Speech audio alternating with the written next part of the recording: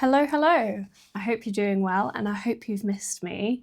I'm sorry it's been a while since I've last done a video, however, life just got very busy. So yeah, things happen, but I am back. So today we are going to repot this Anthurium. She's currently in a spot of bother as you can see, she's got a little bit of root rot going on. I have a new setup that I've been doing with my Anthuriums just because last summer was so hot and so dry that I was watering them pretty much daily, and it was rather stressful to try and juggle that with personal life and other events going on. So I came up with this setup, if you can see there. So down here we have a layer of lacquer and a water reservoir, and then the top bit is all the Soil Ninja Anthurium blend, along with obviously the roots and the plant, as you can see. So what I am going to do is I'm going to have a little bit of an experiment with the Soil Ninja Anthurium blend and kind of add some new components to it, just to make it a little bit more free draining and airy, along with some other little benefits that each component has. Just to have an experiment, have a play around. Like it's one of those things with houseplant care which you do have to have a play about to see what works for you.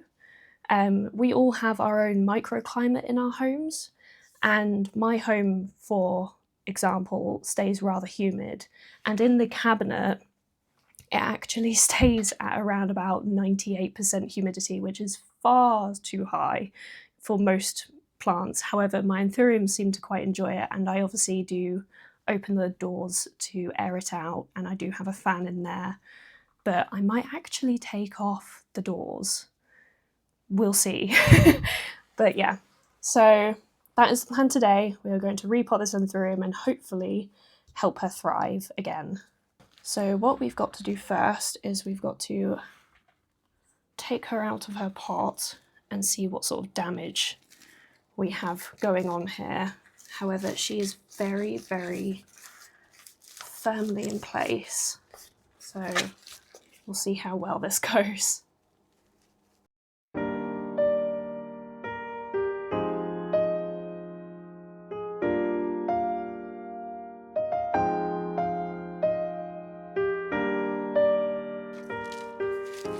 She is not playing ball here. Come on. I'm having to do this out of camera view just because she is just in such a large pot that I know that all this soil is going to go everywhere. Oh, or maybe not. So this is what we're dealing with. And as you can see the layers a lot better here. If I spin her around, there you go. So you can see the lacquer layer and the soil mix on top. And as you can see, she has rooted really well with this, but there is some root rot going on. So I think she just needed a little bit of TLC. So we'll get rid of all of this. And now that I've unpotted her, I can feel that this is very wet. So the lacquer has actually done a far better job of wicking up the water than I expected, which, yeah, I think must have been the problem, because it's evidently kept the soil blend a lot more moist than usual, and obviously for a prolonged amount of time. So going back to my greenhouse cabinet, I am thinking of permanently removing the doors, just because it stays really humid in there, and far more than I expected, because obviously 98% is very wet and very humid. So I think that's also played a big part in why my Anthuriums and all the other plants are not drying out very much. Just because that makes sense. If the air is staying rather moist and rather humid, then the soil isn't going to dry out very well. There is a mini fan in there which does circulate the air very well. However, I think it's just not doing enough to dry it out, and obviously where it is an enclosed environment, it's just staying too humid. I have kept the doors open for the past month, and it has reduced the humidity quite a lot, but it's still staying rather humid. So like at the moment, it's around 70% with one of the doors open. So maybe I'll just take off one door and then leave the other door on. I'm not sure. I'll have to have a play about.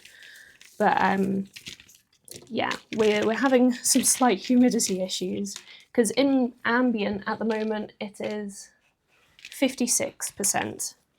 So it doesn't get very dry in here. And yeah, I think that's the issue, is that they're not drying out quick enough.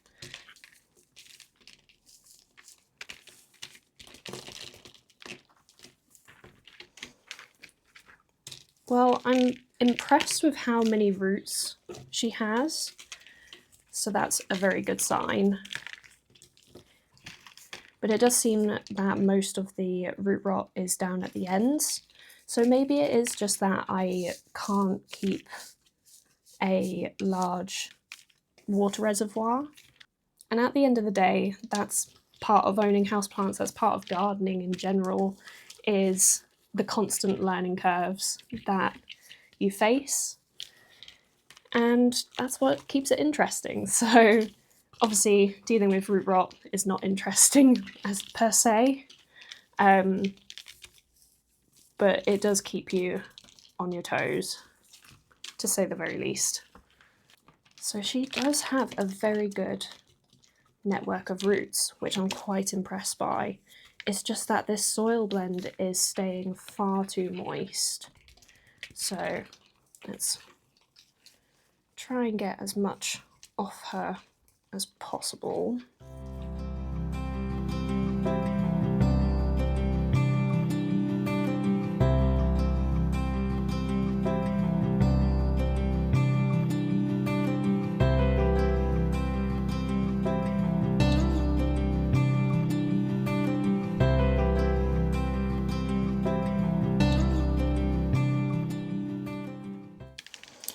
Right, so I think I've gotten as much of the soil mixture off as possible along with the leca.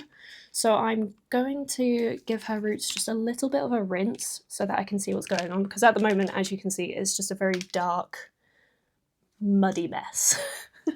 So I shall be back.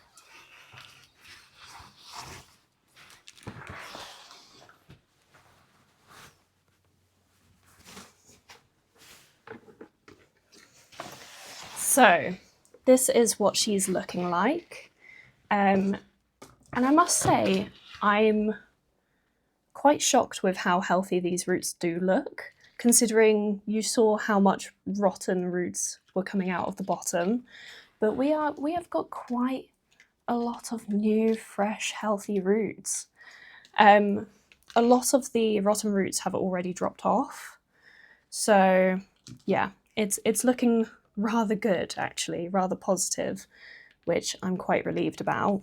But we're going to double check all the roots just to make sure that there's no more hidden rotten roots, because I can see a couple of tips which do still look a bit rotten. So I'm going to go through those and just trim them off. If I can find my secateurs. I have to go find them.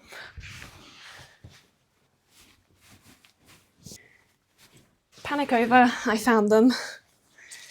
Right, so that bit's a bit rotten. I'm going to lay her down and just go through and see what I can find.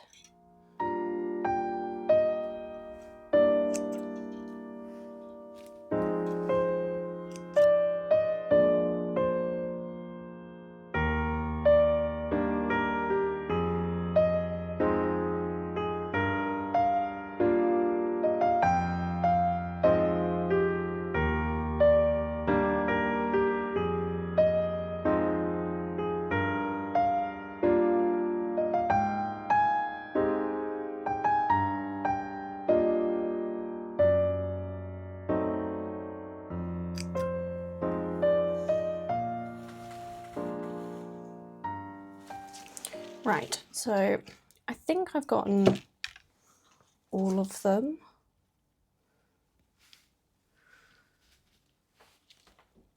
I know that some people are very sort of brutal with their root pruning. However, I'm still very much a chicken. I am trying to be a bit more brutal, especially with ones that are just not looking too great, but are not rotting, if that makes sense. Like, there's just a couple which are a little bit discoloured, but yes, I'm trying to be brave. But yeah, I think that will do, because these long ones are still very nice and healthy, luckily. So yeah, that is all of the roots trimmed off. And like I said, I'm very impressed with how many fresh white roots there are. She's done very well. So yeah, I'm not feeling as scared anymore. As much. I'm still a bit scared. Right, I'm going to clean up this mess and then we'll get on to the new potting blend. Right, back again with a clean pot. So let's get on to the new potting blend.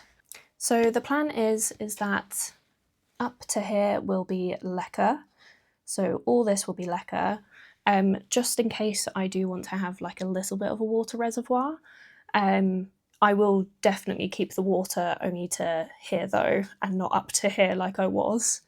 That was probably a massive contributor to the root rot, which is my bad. The reason why I want to keep a water reservoir is mainly because last summer was so hot and so dry that a lot of my plants were drying out far too quickly. And it just made watering just hell. Like, I absolutely hate having to take all of my plants from one area, put them into another area, water them, wait for them to drain and everything. Whereas having a reservoir means that I can just water them, let it all drain, and then let them have like a little bit of a moment to soak it back up.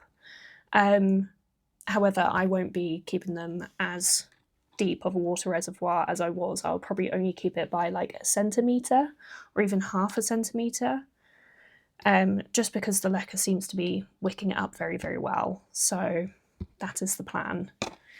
But now on to the soil blend. So I am still going to be using Soil Ninja's Anthurium blend, just because it has done me a solid with my anthuriums, and it is only a few of them with the root rot issue. The rest of them have been thriving in this, and in this style with the leca reservoir as well. It's just that a select few just seem to be a bit more fussier. So I'm going in with the Anthurium blend as my base mix, but there are a few things that I'm going to be adding to it, which Soil Ninja have kindly gifted me to have a little bit of an experiment and to share the results and the journey with you. So do stay tuned. So the first thing that I'm going to be adding to the mixture is pumice. Now, the reason why I've chosen pumice instead of perlite is because, one, I feel like it's less likely to sort of crumble, if that makes sense. Like, I found that perlite over time just becomes like a powdery mess, whereas this is obviously a lot tougher, and it also doesn't float. I absolutely hate that perlite floats. I find it really frustrating, especially when I take my plants into the shower, just to have like a thorough wash down, and then I can see all the perlite just float to the top and then just leave the pot.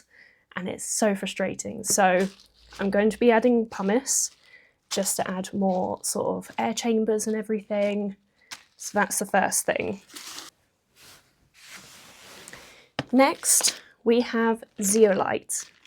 Now, I've heard great things about zeolite, so I've been really wanting to try it. And I know that Soil Ninja does use it in a few of their blends. I think the Anthurium blend also has it. Yeah, the Anthurium blend already has it, but I want to add a little bit more. It's a really great nutrient reserve. So if say you're fertilizing your plants and you might have over fertilized or something, the zeolite will draw the excess chemicals and basically store them until later on, which it then slowly releases them. So it can also reduce chemical burns, which also can cause root rot. Hence why I'm going to be adding it. The next thing I'm going to be adding is biochar. Now, this is kind of like activated charcoal, but better from what I've heard. It basically does similar things of detoxifying, and it's also a great hub for culturing good bacteria and good fungi. So that's why I'm going to be adding it. Oh, and it's also very airy, so it'll also add some airiness and some air pockets to the mixture, so it's a little bit more drainage. And the last thing I'm going to be adding is tree fern fibre. Now, I have heard so many people rave about this for anthuriums, and I've always been among and ahhing whether to try it. Personally, for me, I can't afford to switch all of my anthuriums to just tree fern fibre because it is a bit expensive, but the benefits of it just seem so good. So it's a really good substrate for retaining moisture, but also being very airy and very free draining, which is why I've chosen to use tree fern fibre instead of sphagnum moss, because I did wonder about whether to use sphagnum moss within an anthurium blend, because I've also heard very good things about that as well. However, I feel like tree fern fibre tops having sphagnum moss in a blend, also because of the fact that when sphagnum moss becomes dry, it becomes very hydrophobic. And at that point, it's so difficult to rehydrate it and to get it working as it should again.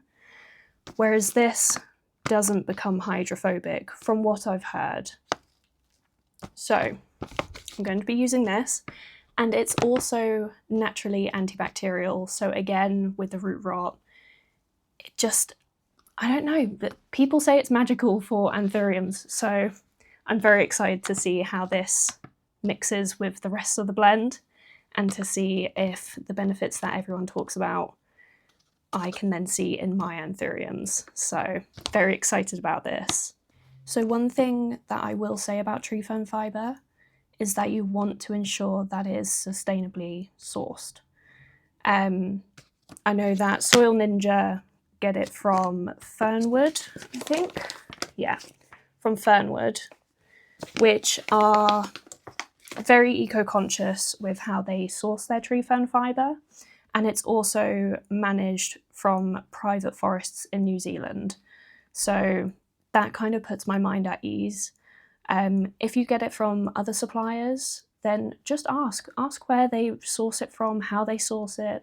Be curious about where you are getting your things from, because we do want to look after the environment.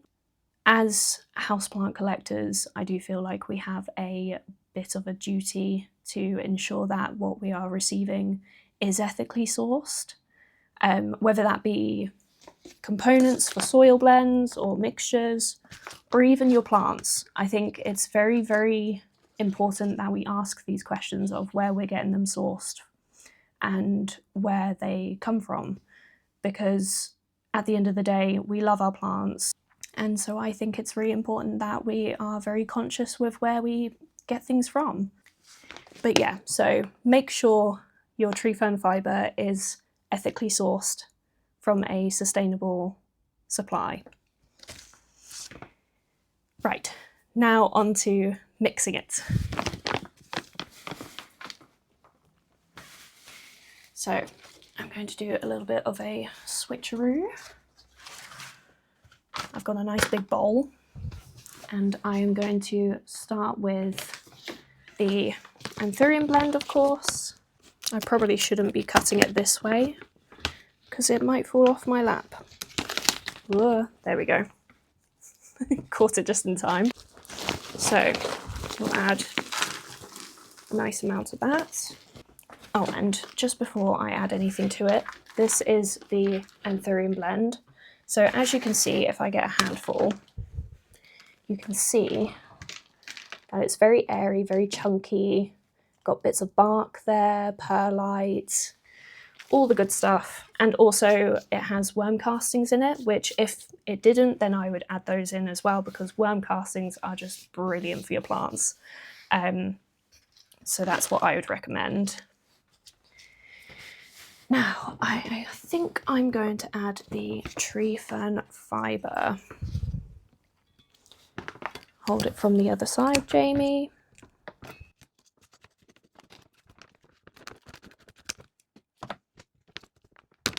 Ooh, okay. God, this is such a weird texture. So, if I get a little handful. So this is the tree fern fibre, which if I get like a smaller bit, so that then you can see, it's very, very, well, it says it in the name, it's very fibrous, but it is so nice and airy. Like, God, that's so weird. It reminds me of the, like, is it like the matting that you can get, which is like all woven matting? I think they put it on like playgrounds or something. Or like you can get it in like paving tiles. But that is so weird. Okay, so I'm going to mix that in. Another good thing that I've heard about tree fern fibre is that it takes a long time for it to degrade. So it will keep its shape, it will keep its form for a long, long time, which for me, I find that some soil mixes become very compacted because they've just broken down over time. So I'm really looking forward to seeing how this sort of fares with being in a pot for quite some time with the plants. God, this is such an improvement already, and I haven't even added all the rest of the good ingredients. Ingredients? It's like I'm mixing a potion. Right, I think that'll do for now. Obviously, I can still adjust it later on, but I've basically done the bases, obviously, Anthurium blend, and then I've added almost the same amount of tree fern fibre to it, maybe a little bit less.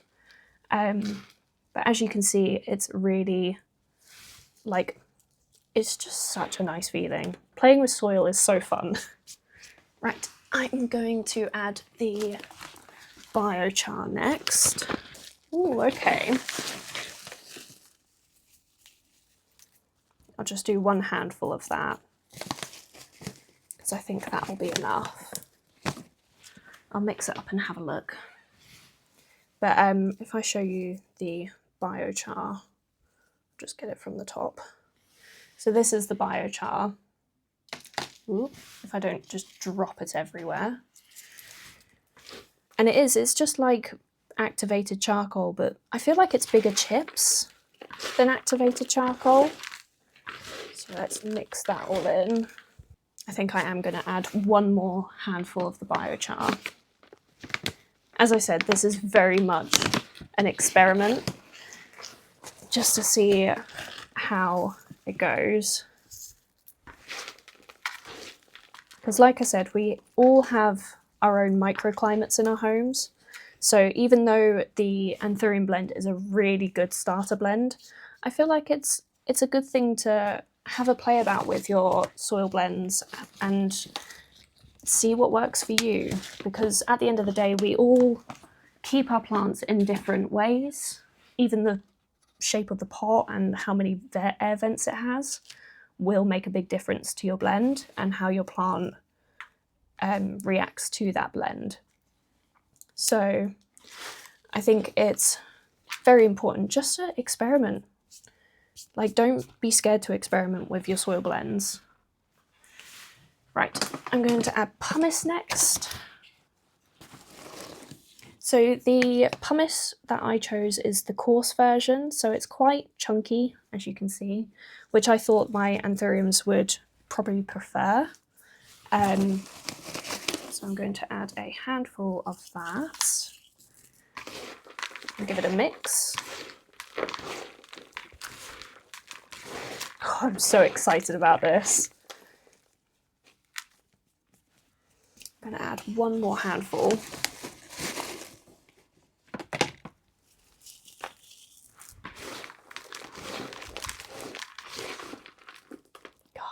It's already looking so different to what it originally started as.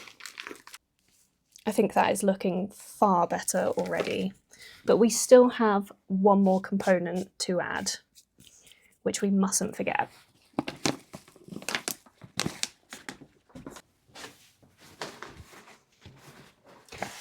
So you might be thinking, Jamie, this isn't zeolite. I know, it's just water. But it says on the packet that they recommend adding water to it just to hydrate it, and also apparently the colour change is really cool. So let's do it. So as you can see, it's kind of like a pale grey. And this is the fine zeolite. Right, so let's pan you down. We shall watch what colour it goes. Right, so if I take a scoop, look how much more vibrant that is. Like, I don't know if you can see that, but that is just so much more colourful. It's really cool. Right, I'm going to take this and drain it. Right, so I'm back, and as you can see, it's such a beautiful colour. So let's add that in. And we mustn't waste, so I am getting every last little bit out. Right, let's mix that in.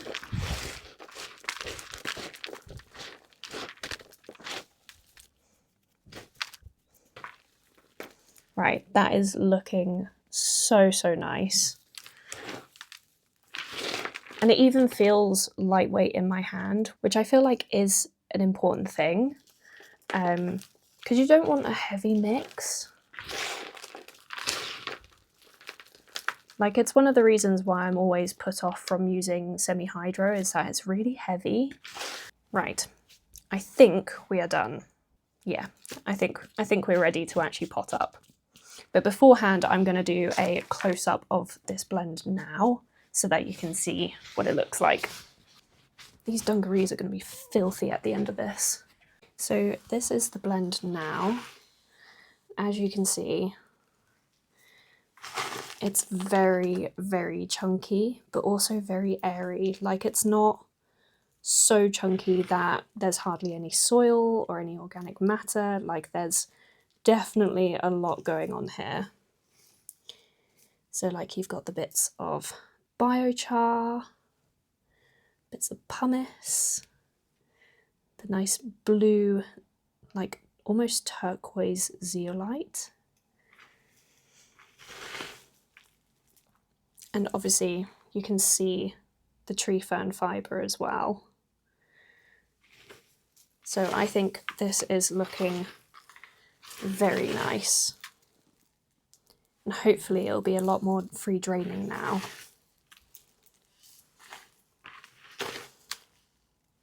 There you go.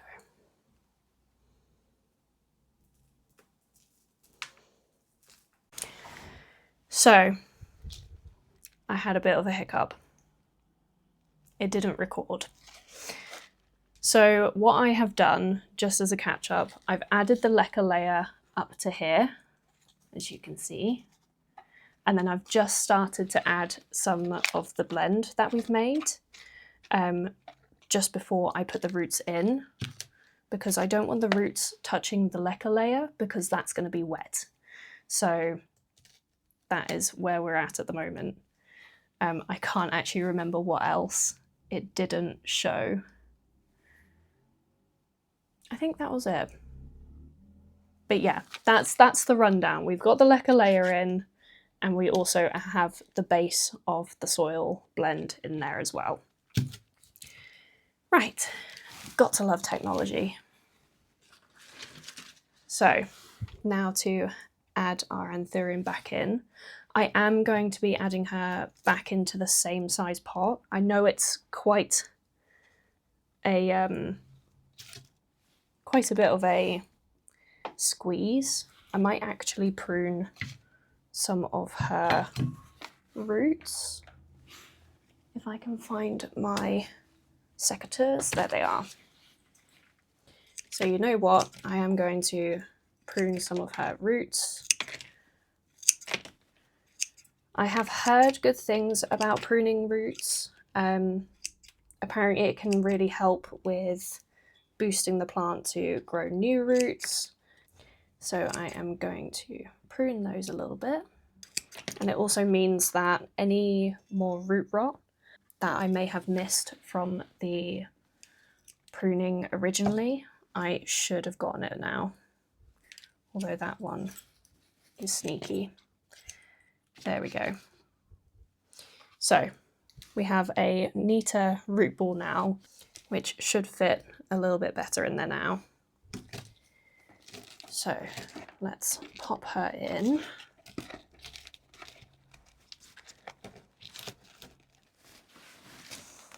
And I'm going to add one handful at a time to this and then shimmy it down.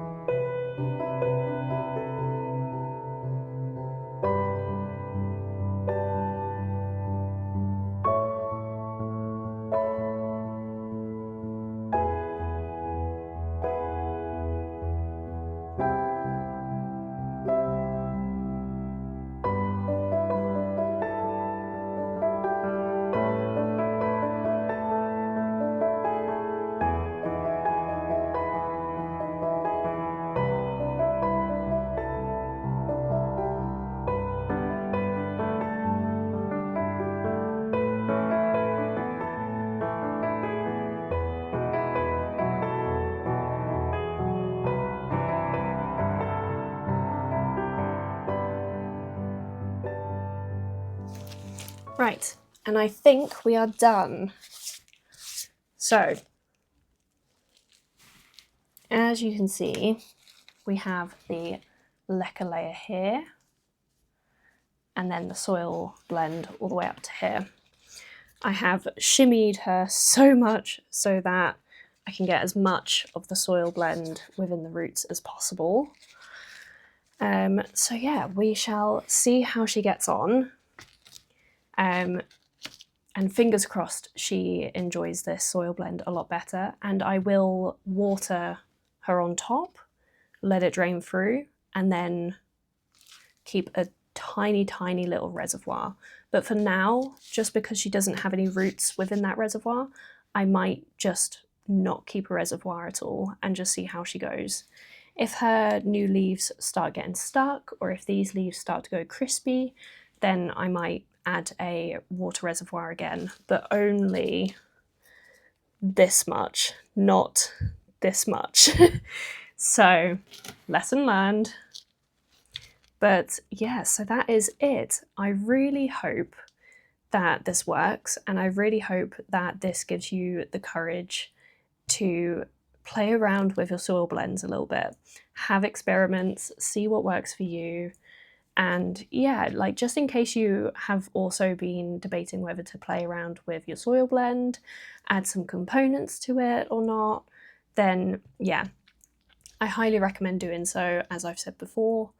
And yeah, I'll keep you updated with how she gets along. And fingers crossed she prefers this. So yeah, I'm going to give her a nice water and see how she goes. But again, thank you so much, Soil Ninja, for the gifted components to play around with. I really, really appreciate it. So yeah, that is it for today. I hope you have enjoyed this video and I hope that you find it helpful. I will keep you updated. I'll give it maybe a few weeks, maybe a few months, just to see if anything happens, if we get root rot again. And yeah, fingers crossed we don't, and that I can give you a positive update. So please keep your fingers crossed for her. I hope you've enjoyed this video, and if you have, then please give it a like. And if you are new here and you enjoyed this video, then maybe think about subscribing. But yeah, if you did want to buy any of these soil components, then do check out Soil Ninja. I'll add the link in my bio. So yeah, that is it. So thanks for watching. Bye.